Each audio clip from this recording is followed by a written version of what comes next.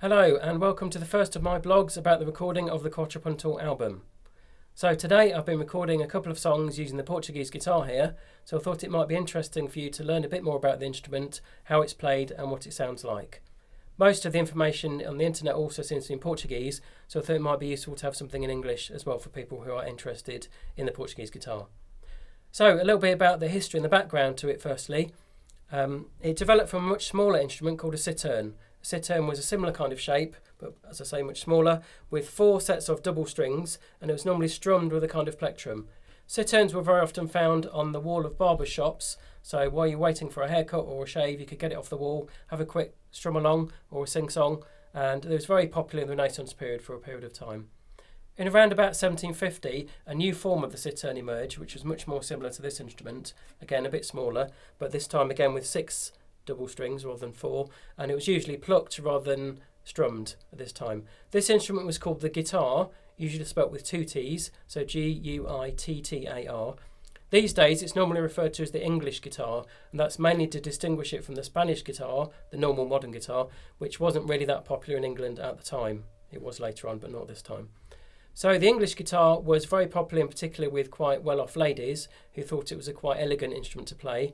It's also quite an easy instrument to play because the open strings were tuned to a chord of C major. So you could just play the open strings and it would sound nice pretty much whatever you do. There was a lot of trade at the time as well between England and Portugal, so particularly in port wine from the northern city of Porto. So there was a lot of English traders who would go to Porto and they would bring their music and their instruments with them, one of which was the English guitar. So it kind of settled in Portugal, and around about the early 19th century was also the time when Portugal's traditional music, or fado, was becoming more kind of regularised and formed, and the English guitar became associated with that, and it has done ever since. The instrument ever since then has changed slightly. It's got a bit bigger, the tuning has changed slightly, the technique has changed a little bit, but essentially it's a direct descendant of the English guitar.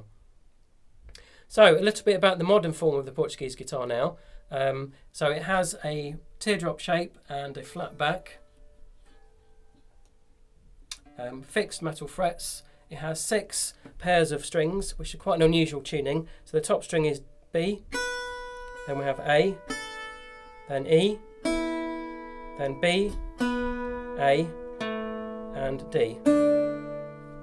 So the bottom 3 strings are back strung, so you get the highest octave first.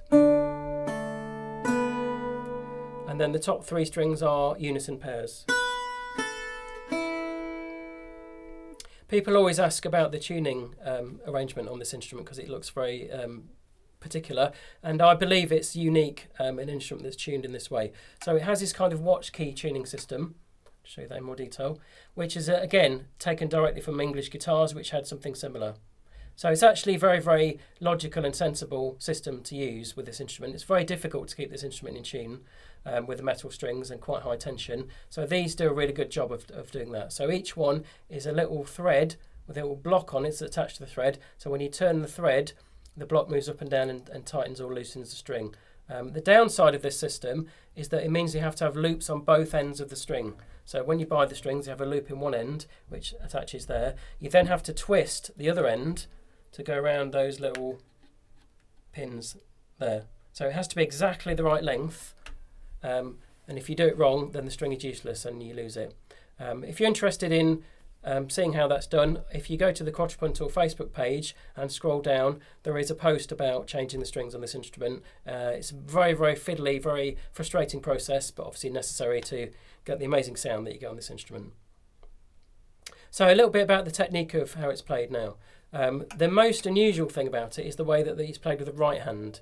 So there are various instruments that are played with finger picks, like the banjo for example. These are not really finger picks, these are extensions of your nail, and in Portuguese they're called unhas, which is actually the same word for fingernail. So they are really false nails which attach under your own fingernail. You can see that. So they're little bits of hard plastic, you have to make them yourself, and they're cut to the shape of your fingers, and there's one for your first finger, one for your thumb. It's only played with those 2 fingers as well, finger and thumb, and these other fingers are not used at all. That also means that you can play up and down strokes with it, so rather than just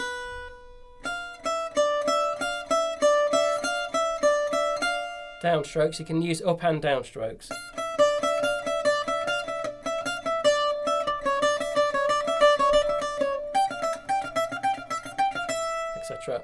which is a very integral part of the way that it's played. It also enables you to do a technique we hear a lot on this instrument, where you play down and up, and then on the backstroke with your finger you also play with your thumb as well, so you get this kind of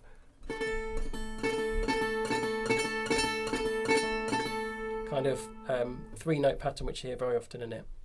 To demonstrate the sound of the instrument and some of the most common playing techniques, I'm going to play a couple of short pieces. The first one is an instrumental version of a song called Ballada para uma Velhinha.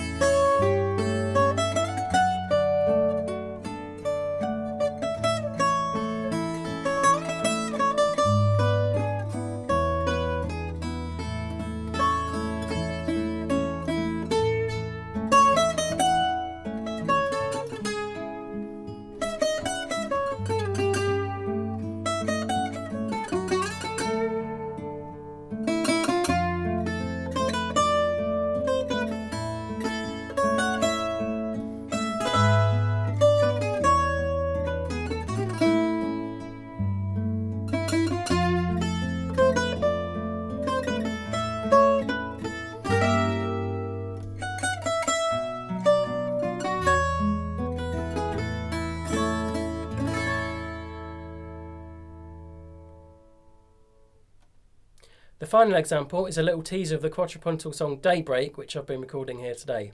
So this uses the Portuguese guitar all the way through. Also have a traditional kind of fado backing of classical guitar, acoustic bass guitar, and I've also added a melodica to it. So this is the introduction.